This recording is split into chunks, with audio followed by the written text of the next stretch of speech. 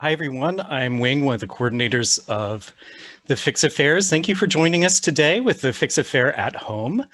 Fix Affairs are a City of Portland, Oregon community resource event. Before we get started, workshop attendees can hover over your screen. You'll see a Q&A button. If you press that, there will be a pop-up box where you can ask questions. We can make sure they get answered.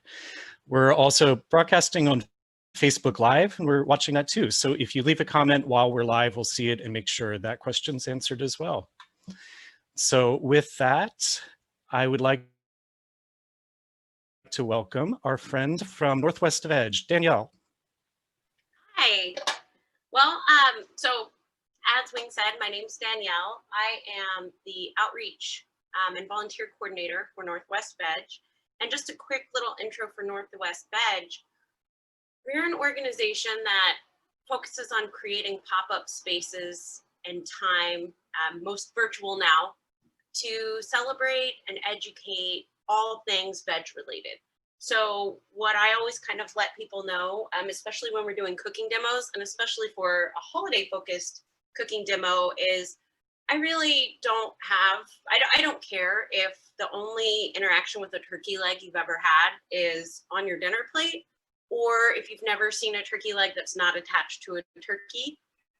Everyone's welcome. We want to create a safe space where people can ask questions, dive in, learn either on their own behalf because they've always been curious, or because they have a loved one who is changing their diet in some way or another.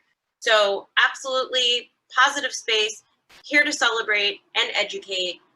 So you don't have to feel like you have to be a hardcore veteran, vegetarian, or vegan to be in this space. So that's Northwest Veg. We do all kinds of different events. Historically posted Veg Fest, but we had to cancel that this year. So what we're doing instead is moving to more community events such as this. So we're really excited to be working with Fix It Fair. So I'm going to be a little loosey-goosey today. I have a couple of things that are being prepared and that we can dive into. But if there's anybody in the audience who has a dish that they have really missed and that they really, really wish they could figure out a way to veganize it, I am excited to work on that and to workshop with you. Just a little bit of background for me. I used to run Laughing Dog Kitchen, which is a vegetarian or a vegan and gluten-free bakery. It's in the Seattle area. And I did that for 3 or 4 years. I've been vegetarian since I was 13 years old. And I became a vegan in 2007 as I was on my way to a Weird Al concert. So I've got a lot of experience. I used to do catering for roller derby events to feed officials.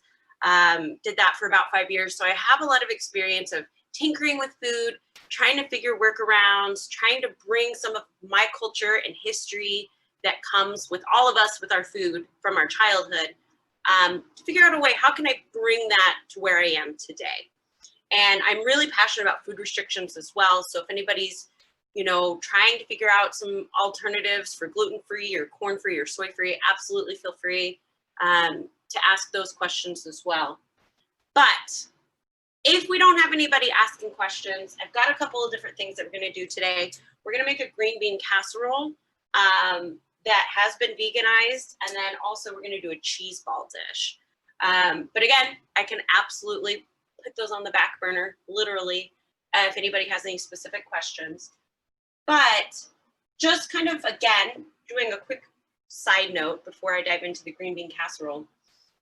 One of the reasons why I'm so passionate about bringing food with us to where we are today is I actually got my degree in sociology. And as I was studying sociology, it helped me kind of realize how deeply intrinsically related to who we are and how we got here today through the food that we've been eating, and especially through the food that was given to us as a child or that our loved ones made for us. And that's why the holidays can be such a wonderful, warm and fuzzy time, but it can also be really stressful for folks.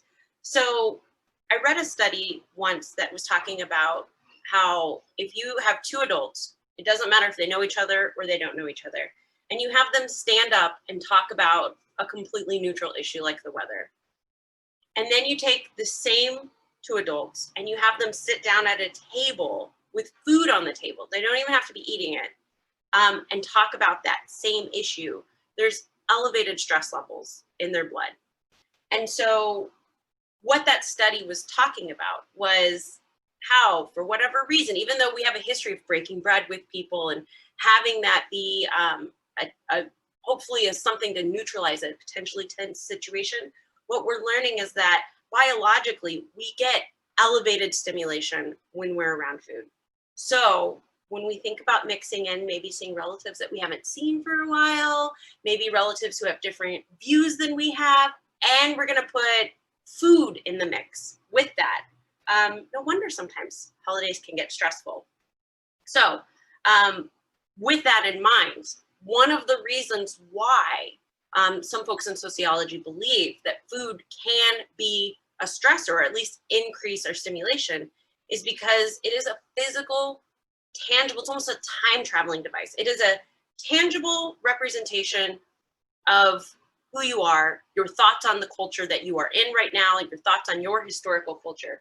So what I always tell vegans and vegetarians, and especially people who are getting new into the scene or dabbling with it, is if you have family members who really struggle to endorse or embrace your diet change, absolutely continue to advocate for yourself 100%. But also recognize that they may be feeling confusion and loss, because to your grandma, when you come home and see her, she's not just giving you those sugar cookies and it's just like, it's not just flour and butter and milk and eggs. To her, it may be memories of you coming over and you guys making them together.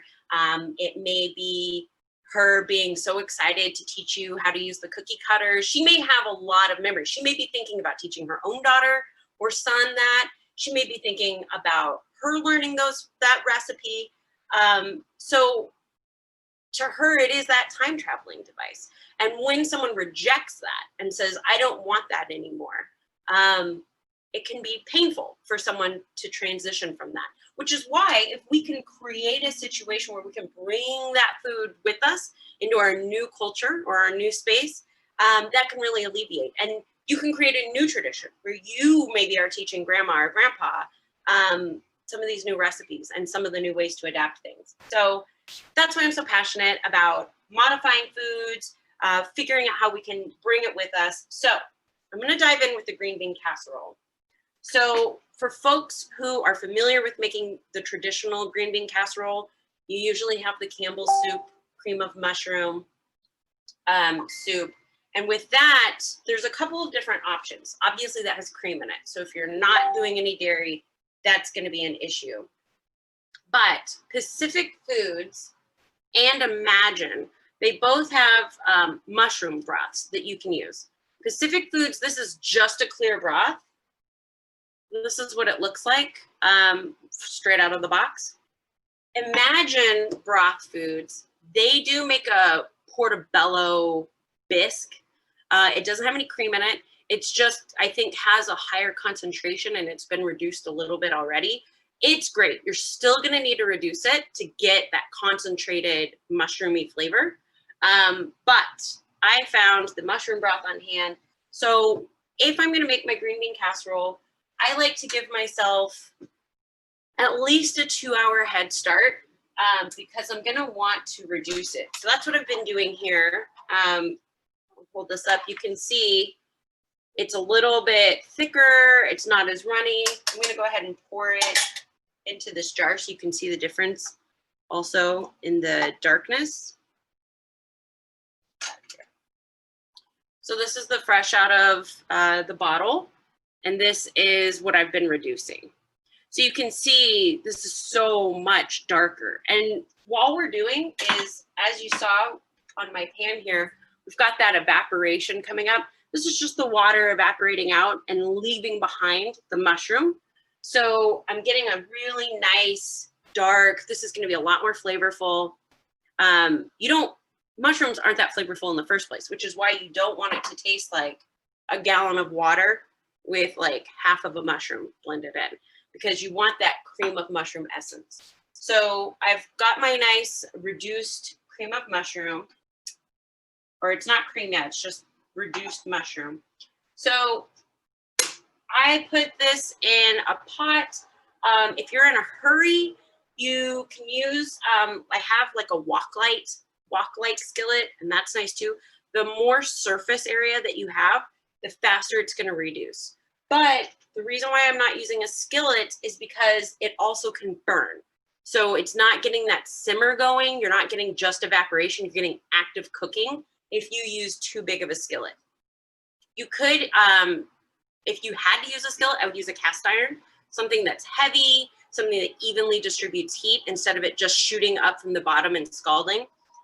When I am reducing this, I usually just stir it maybe like once every 5 minutes. So it's not, when I say you have to give yourself 2 hours, don't stress.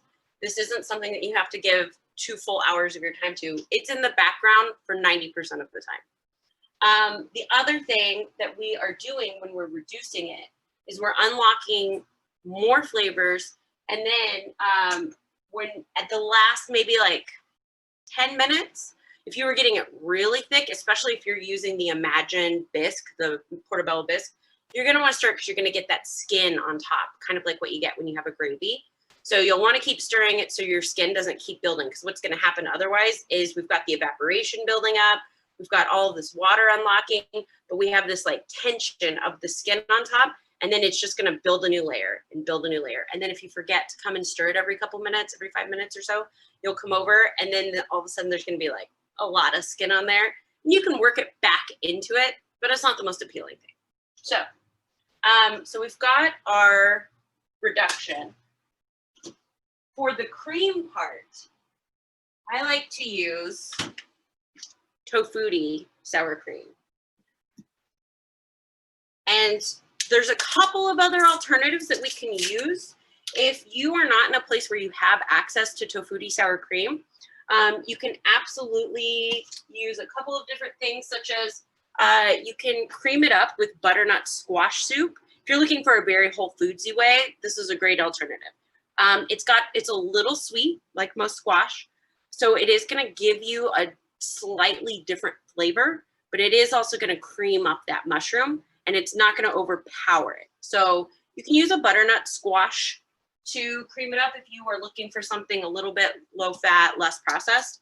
The reason why I like the Tofurky is that it gives a little bit of a tang, but not so much tang that you feel like it's taking front seat.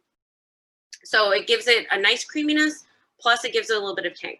The other thing that you could do, also a whole foods option, is you could blend up a cup of cashews with a cup of milk. If you are going to do that and you don't have a Vitamix or a Blendtec or a higher horsepower blender, what I would recommend, a lot of recipes will tell you to soak cashews overnight. You don't need to do that. I would put a pot with your water on there, put your cashews in it, bring it to a boil, like it just started boiling, turn it off, let it sit for 15 minutes, blend it. When you blend it, it's going to turn into a cream. And then you're going to want to make sure that you blend it until you're not seeing any graininess, any little particulates of the cashews. It'll turn into a cream. And then you can add as much or as little of that as you want. We really only need about a tablespoon for the amount that I'm making. I'm doing a very small green bean casserole because I've been doing a lot of cooking demos. And so I don't particularly want to eat another green bean casserole for 4. So we're going to do a small one. But the Tofurky is a really nice, fast, easy way if you're just looking for something simple. If you use the cashew cream, I would recommend putting maybe half of a teaspoon of rice wine vinegar, if you've got it, in there, just to help with that zing, that tang. If you don't have that, I would use maybe 1/4 of a teaspoon of apple cider vinegar, but it hits a little harder and it's got a little bit more like pucker in it. So the rice wine vinegar is a little bit more gentle for that. But so I've got my Tofurky sour cream, and for folks who haven't seen it, you can see it's pretty thick. So I'm just going to go ahead and add, I'm going to do a spoonful about this big. This is a very forgiving recipe. It's from the 1950s. It's great because you can kind of play it by ear. As long as you don't do any big steps that are hard to undo, you know, you always want to do baby steps so that way you can add in more if you need to. But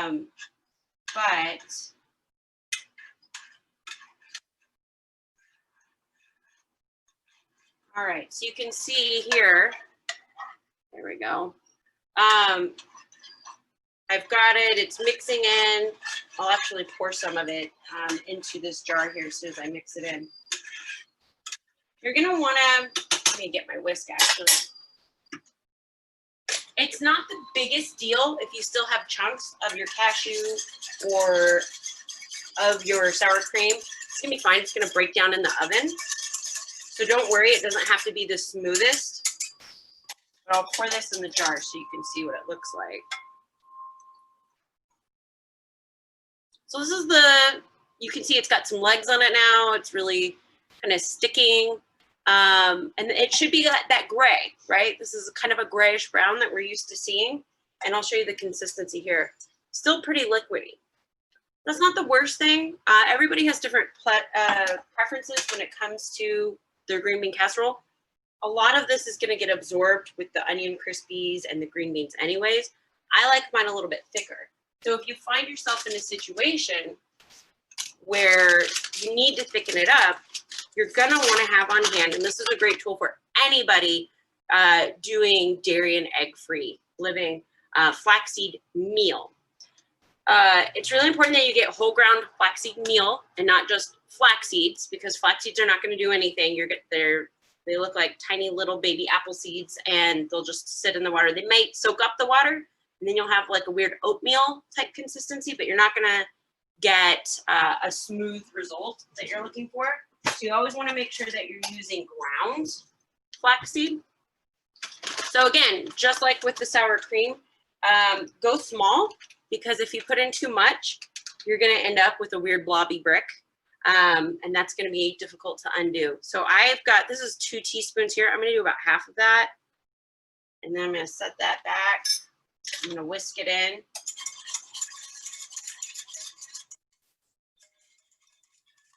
You know what? I think I'm gonna do the whole 2 teaspoons. And then I'm gonna let this sit for just a minute, because the flaxseed usually takes anywhere between 2 and 5 minutes, depending on how warm it is and what it is that you're working with to thicken. So I'll go ahead and let this just kind of hang out and thicken up. And while it's doing that, I'm gonna jump over to the cheese balls that we're making today. So I already got started. I took some walnuts, they were halves, and I just broke them up with my hand and put them on the skillet to toast. So I like using walnut halves and breaking them up by hand.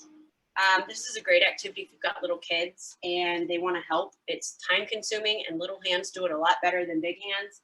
But again, this is a preference thing. Some folks like putting the walnuts in the food processor and pulsing it a couple of times. You can absolutely do that. Not a big deal. But I like kind of a chunkier texture on the outside of the cheese ball. So that's why I did this by hand. And let's see if I can get something here to show you what it looks like. So you can see the texture here. It's kind of coarse. I also have some Italian seasoning in here, and I'll tell you the whole recipe here in just a minute. But I put this on the oven because these were raw. The walnuts were raw. You could also use pecans if you wanted. If you had to use it in a pinch, you could also do cashews or almonds. I would use the flat sliced, the slivers of almonds. I think you could pull that off if you needed to, but we're toasting them. I've already toasted them. And the reason why we do that is a couple. One is when we toast a nut that was raw, especially something as fatty as walnut, we're unlocking a little bit of that oil that was inside of it. And so if you've ever had a raw walnut, has kind of a chew to it. Like, it's not crunchy, it's not brittle, it's not quite gummy either, but it definitely gives a little bit when you're biting into it. So when you toast it, you're bringing out a little bit of that oil, and then it's helping make that crunch that you want for a cheese ball. I also toast it with the Italian seasoning and the onion powder and or the garlic powder, depending on your preference. And I do that because, again, like that oil is coming out in the heat and then it's grabbing onto those flavors. So it's just like whenever you're making a soup, one of the things that you're going to do first is you get your oil hot and then you put in your onions, your seasonings, your peppers, whatever it is, you do that in that step. That is when you are making the flavor that's going to carry through the soup. It's the same thing that we're doing here. We've unlocked the oil, we heated it up, we helped it grab onto the flavor of the Italian seasoning. And also the same thing, the Italian seasoning, you want to put in on a little bit after. You don't want it to get burnt and just dried up little shreds. But that warmth is unlocking the bouquet of all of the different aspects that are in the Italian seasoning. So we've got this. I'm going to go ahead and set it off of the stove so it can cool down a bit. And we're going to come back to it in just a minute. And we're going to go back to the green bean casserole and see how we are with thickness on that. So I'm going to pour it back into our jar here. And you can see still kind of runny, but it's getting thicker. And so we can do a couple different things here. This is usually pretty good for my green bean casserole. And I know that with the flaxseed in it, it's going to get thicker. So you kind of play it by ear. It's a little bit of jazz here. So I'm going to go ahead and put this in for my green bean casserole. And like I said, I'm making a little baby green bean casserole today. But when we do that, there's a couple of different modes that we can do. If you are using, if you're using fresh green beans, then you would have wanted to already have washed them. You would want to bring a pot of water to boil, and then you would dump them in, flash them, just kind of blanch them in that water. I would cook them for 60 seconds, 2 minutes max, and then strain them and put them in cold water. The reason why we're putting them in cold water is because things continue to cook after we get them out of hot water, especially something as dense as a green bean. So that heat is still trapped in it. It's still fighting its way out. It's still softening that green bean. We want these green beans, if they're fresh, to be the kind where you can bend them and you can get a pretty decent bend before they break, but you don't want them to be rubbery noodles. So you also don't want them to just snap like that, because otherwise what we're trying to balance is we don't want this to cook off entirely and evaporate in the oven. So if you're using that fresh green bean, you're trying to balance between cook-off time of this and letting that green bean soak up the heat, soak up the juices and cook through. That's what the flash boiling is going to do. It's going to help give you that head start to balance that out. But again, don't want to overcook it. Nobody wants mushy green beans. You can use canned green beans, and if you use canned green beans, no balance needed. You just drain them. I like to give them a little rinse because they still have some of that like canning flavor on it. Toss them in. I'm using frozen green beans. These are nothing special. They're just whole green and yellow beans. And if you're using frozen ones, the only thing that I would say that you might have to be considerate of is if you were using French cut. French cut aren't ideal for this dish just because they're so slivered and so thin that they kind of like create their own mush. Like there's not a lot of air in between your green beans. So if that's the situation, then you kind of end up suffocating, and it becomes almost more of like a mashed potato casserole. So you can use those in a pinch if you have to, but I would recommend using just traditional cut green beans. And the ratio that you are looking for in balance with your green bean casserole is you want mostly, I'm going to put this in my dish just so I can eyeball it, and then I'm going to mix them together. But because I don't normally make green bean casserole for 1.5 people here, and I want to make sure all my little green beans are broken up. This is kind of long for my dish. If you're using fresh green beans, you'll definitely want to cut the tips off. I would also recommend, because fresh green beans come a lot longer, you're going to want to cut those. The green bean casserole, you don't want it to be like again, like a stiff spaghetti where you're lifting it up and you have, you know, a finger and a half worth of green bean. You want it to be able to be pretty easy to eat with just one fork and not having to use a knife to cut anything. You also, even if you use fresh green beans, or I'm sorry, frozen green beans, you want to make it a point to look through the green beans. Look, I've got a little stem here. That would be a really bad mouth experience as I'm eating my green beans. So I think this is a great amount of green beans. I'll show you here. So mostly full, pretty good amount. And now I'm gonna get a mixing bowl.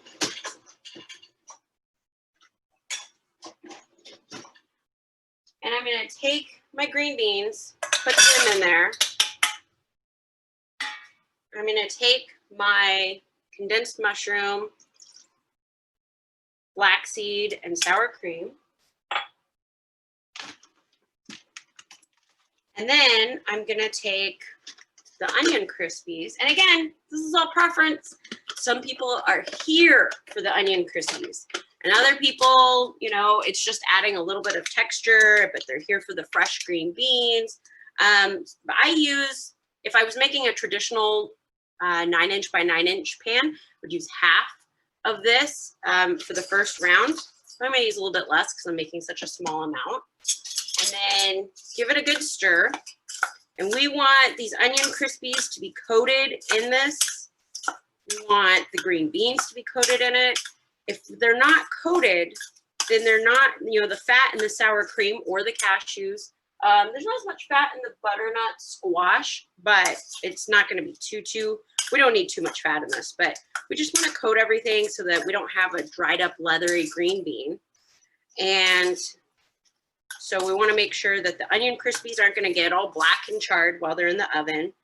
So there we go. You can see everything's nice and tossed in it. So I'll go ahead and this back in my little dish. Because this concoction doesn't really stick too much to the bottom, you don't have to use a spray. It usually gets absorbed anyways when you do. So you certainly are welcome to if that makes you feel more comfortable. But so you can see again, still a little drippy, but everything is coated really nicely. And if you make it too thick, it's going to be really a challenge to coat everything. All right, so I want to press everything down just so that it's nice. And if you have everything be too runny also on the other end, what's going to happen is everything's going to be, your liquid's going to sink down to the bottom. It's going to cook off. And then you're going to have all of this just kind of turn into like one leathery patty. Like I said earlier, though, this is a very forgiving dish. Like, we're here for the onion crispies. We're here for the green beans. The sauce that we're making is just the vehicle that binds it together. And we're baking it at such a low and forgiving temperature. If you keep an eye on it, you can always add more as you need to. So you don't have to be super stressed and feel like, oh my goodness, I didn't know green bean casserole was so difficult. I'm going to ruin this. Yeah, if you just take a peek at it every once in a while and you think this still looks pretty runny, add some more sour cream, add some more flaxseed. So we're going to put foil on it. And I've got my oven set at 350. So we're going to pop that into the oven. And then depending on the size, and if you were using fresh green beans or frozen green beans, depending on all that is going to be dependent on how long this cooks for. So what I recommend is checking in on it in about 20 minutes, seeing if things are bubbling, seeing if things are tender, get a fork, get out one of those green beans, kind of do the bend test, maybe take a bite, see if you feel like, okay, where's that texture at?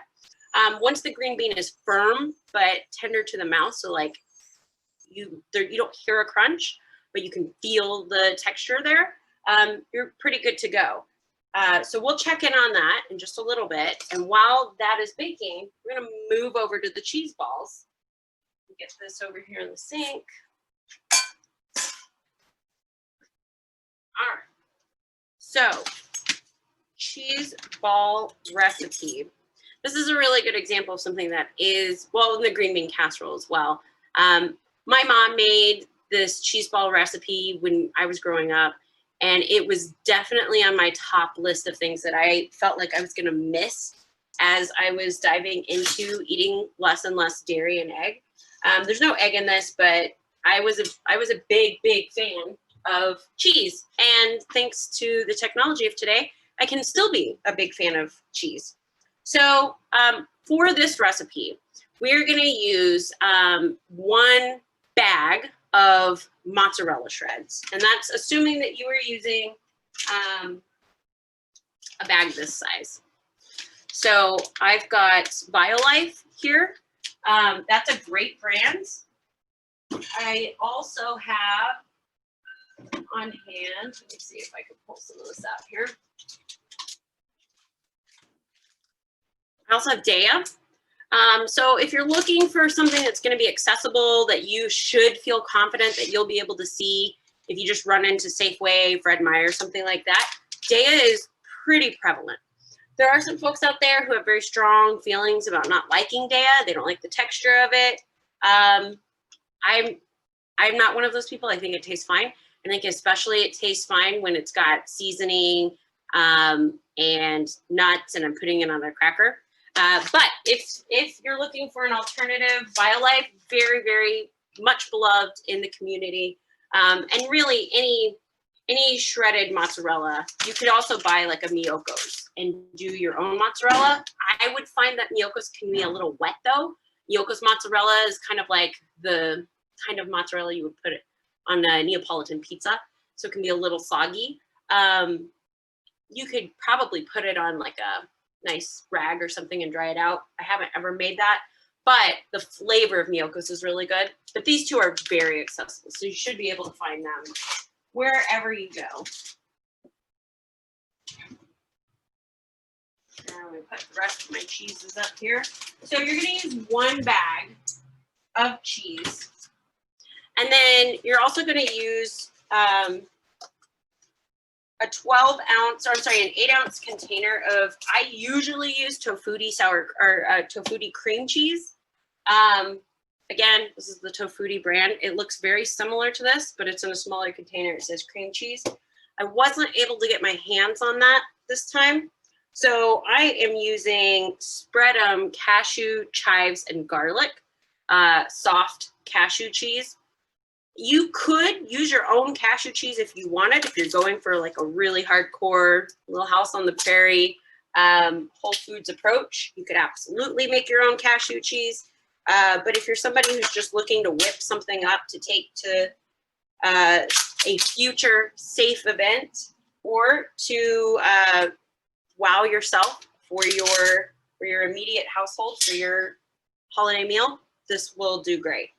So we want to take 1 container of this, and then we've got I went ahead and mixed half mozzarella, half cheddar, just because I wanted to mix it up. You can use just all mozzarella. That's traditionally what I do.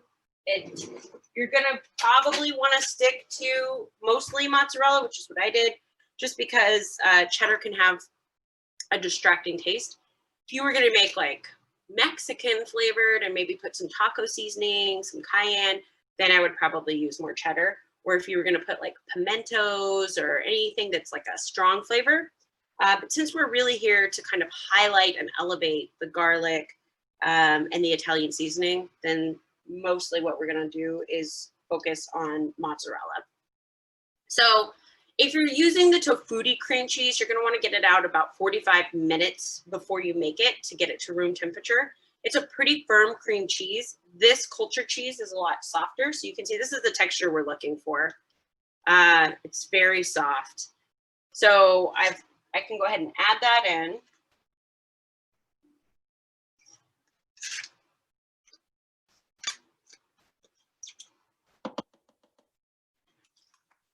And let me get a wooden spoon here.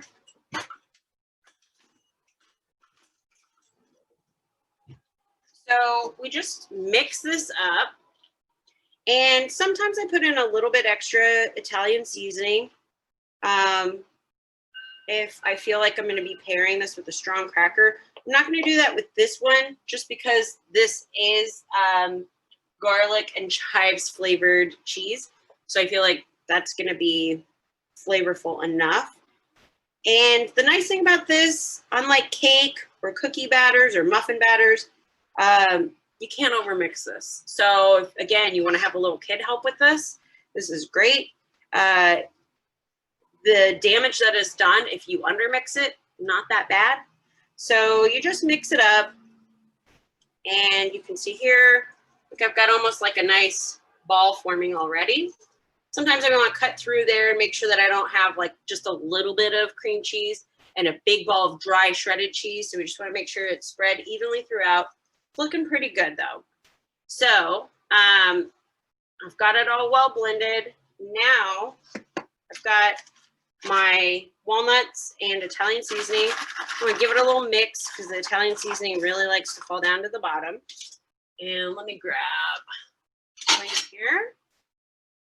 I'm using my little owl plate, and you just take, and again, the size is up to you. Some people take this whole ball, cover it in the nuts and the sauce, or the nuts and the seasoning, put it on, boom, done. I personally prefer, like, I'm all about surface area when it comes to cheese balls because that's more crackers and that's more nuts and seasoning. So I like to do a ball that's about this big, and you just roll it around, get some of the nuts and the seasoning on it. And if the cheese is extra soft, you might have to like cup it into your hand here, just so that you can kind of press that in there and make sure that it gets all of that. All right. If you were feeling extra lazy, which I have in some years, you can just mix all of this together and make it a dip. The nuts hold up really well overnight in the fridge. This is a dish you can easily make the night before. So if you're feeling like you don't want to make little tiny cheese balls or a big cheese ball, absolutely. So here we got it. It's held together pretty nicely. And so we just repeat that over and over. And what you can do also is you can take half of your walnuts and you can put them in the food processor and get them kind of like really nicely blended. You don't want it to be like a wet flour. If you've ever held or dealt with almond flour, it's kind of like a damp flour. You don't want it to be a meal, a walnut meal, but you can get it so that it's very, very finely crunched up. And then mix it with the big ones. So that way people can see, you get the pop and the crunch and the flavor of a big one, but also it's more evenly coated. And then my cheese here is so soft because my kitchen's quite warm. My apartment, sadly, that we moved into does not have very efficient light bulbs. So it's stage light heat here. But anyways, here's my other cheese ball. So you just repeat that. And then for best results, I would recommend having that your cheese balls sit in the fridge for at least an hour. You don't have to cover them with foil or anything. The only reason why I would consider doing that is if you have something very pungent, like it's gonna be next to celery or anything like that, because the cheese can absorb the flavor. But you don't have to. They can just be out. They're not going to dry out or anything like that. So we want to put those in the fridge. I'm going to go ahead and put this in the fridge and let it kind of firm back up. And then they'll be ready for snacking on with crackers. The last thing I'm going to do before we check on our green bean casserole is I wanted to talk about protein options. There's a ton of folks who, you know, for them, the protein option is like the main star of the holiday meal. So for all you salty veteran vegans out there, you might remember that even 10, 15 years ago, there was Tofurky. Tofurky's been around forever. But aside from that, you know, you might be making your own lentil loaf, or you might be making some kind of tofu stir fry. We have a lot of different options now. So I'm going to show you a couple here. This is the box that I have saved for the ham. So it's Tofurky, and it is made in Portland. And so this is the ham, and I'll show you what the ham itself actually looks like. It's about this big and comes with a little netting on it. Comes with a glaze, like a really dark ale glaze. It's delicious. It is one of my favorite Tofurky products. So if you're looking for something that's an alternative to a turkey, this is great. The texture is spot on. The flavor is rich and bold. So it's a great, great option. When it comes to the Tofurky Turkey, I'll show you, I've got half of one of those in here.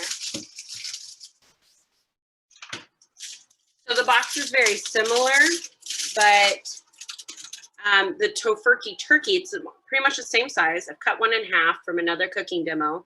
I find that Tofurky Turkey, like, it's something that it's an acquired flavor and an acquired texture. It's very dense. Some would say rubbery, but it does have like a really good umami flavor.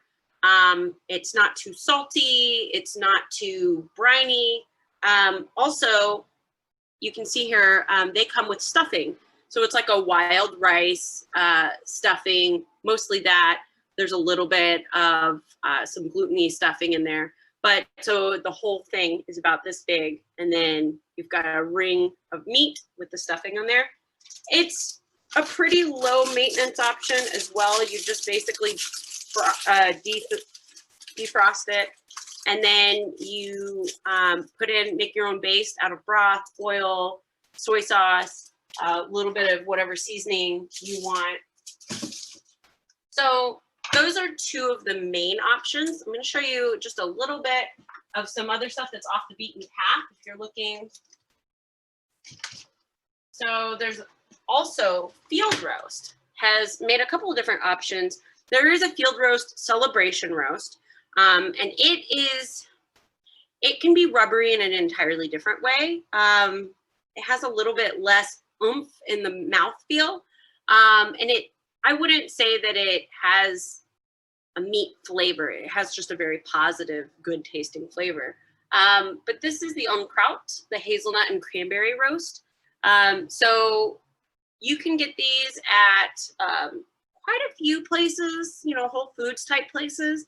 It's basically just like similar to the Tofurky. You can see it's got cranberries and a little bit of stuffing in there. And then it's got this phyllo dough puff pastry around it. It's all right. It's different.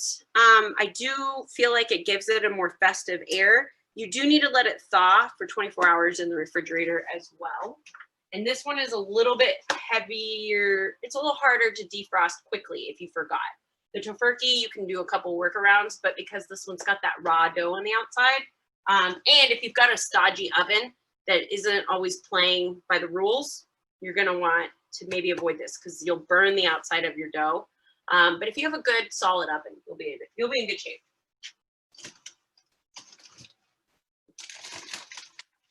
The last protein option that I wanted to show you is Gardein. So Gardein has this awesome, they also have a celebration roast as well.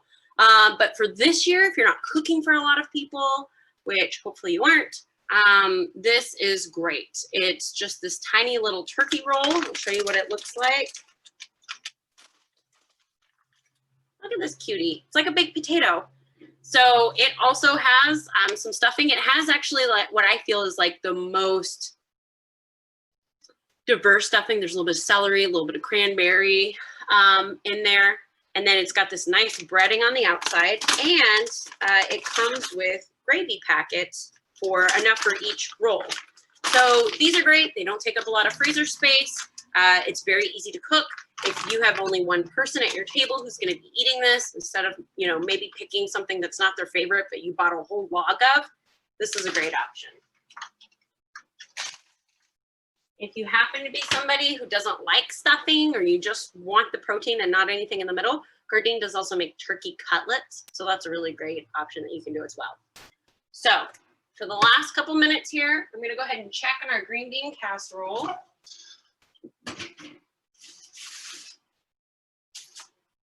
Okay,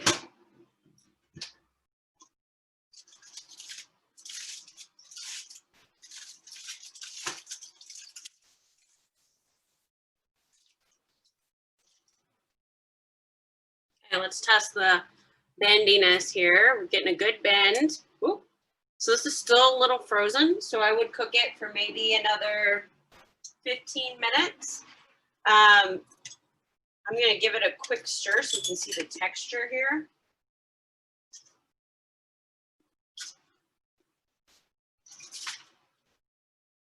See if I can get this up on the camera here.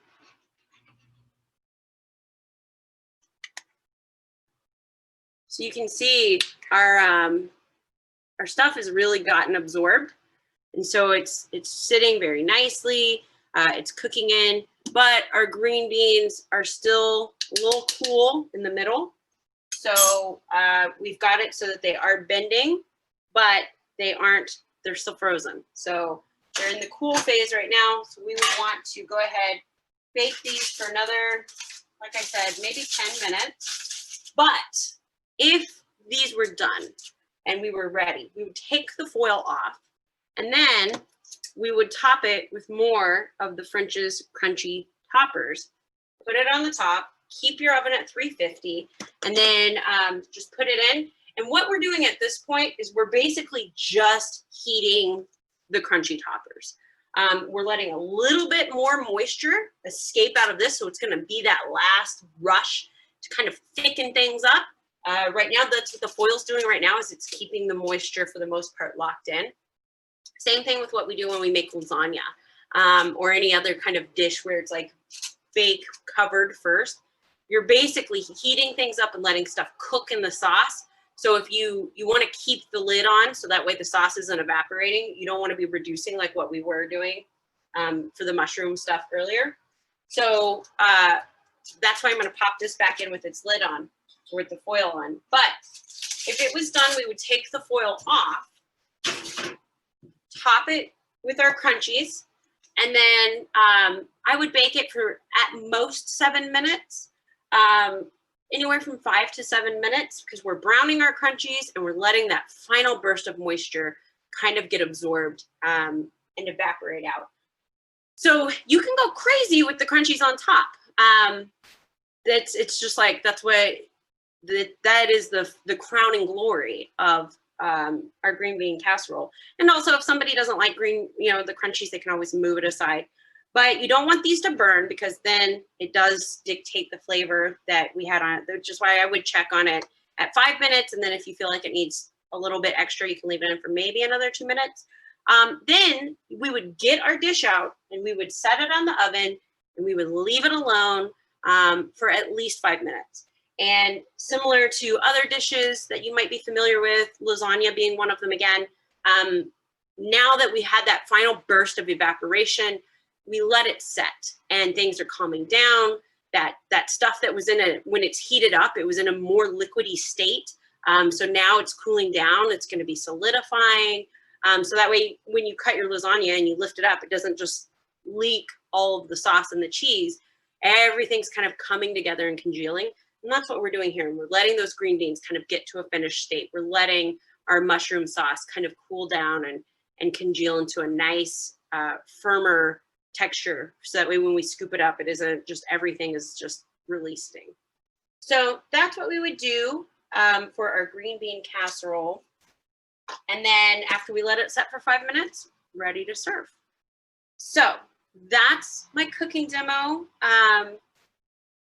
If anybody has any questions, oh, I did say I would give you the recipe, the amounts for the green bean casserole. Let me bring that up.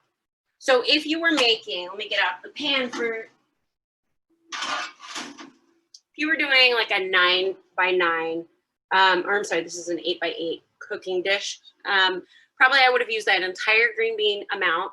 And then I would definitely, for a dish this size, I would use the entire container of this. And I would buy an extra one just in case. But worst case scenario, if this got reduced down just a little bit too much, I would just add in more creaminess. I don't think anyone is eating green bean casserole because they need a pop in mushroom flavor. So if you cream it up a little bit more, I think that's going to be fine. But if you're somebody who worries, I would buy an extra one of this just to have on hand. You can always add it into like a French onion soup or something later. But I would definitely use an entire one of this. For the amount that I made today, I think I only used maybe a third of it, half of it. If I was going to cream it up with the creamy butternut squash, I probably would have used, for, again, making a full serving, or a full family size serving, I would probably use half a cup of this. I have made green bean casserole with just butternut squash soup for people with dietary restrictions that couldn't have mushrooms, and it came out really well. If you are using this, you don't need both. You don't need to get another one of these. You don't need two of these is what I'm trying to say, because you're going to add so much with this.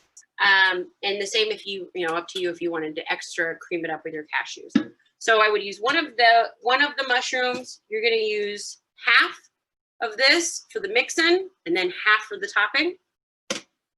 And then one full bag of frozen green beans, or, eyeball it for amount. This would be 2.5 cans of green beans, but for fresh green beans, you would want to kind of just eyeball it since you're probably buying them bulk. So there is my cooking demo for folks who are looking to have more veg-friendly holiday meal options.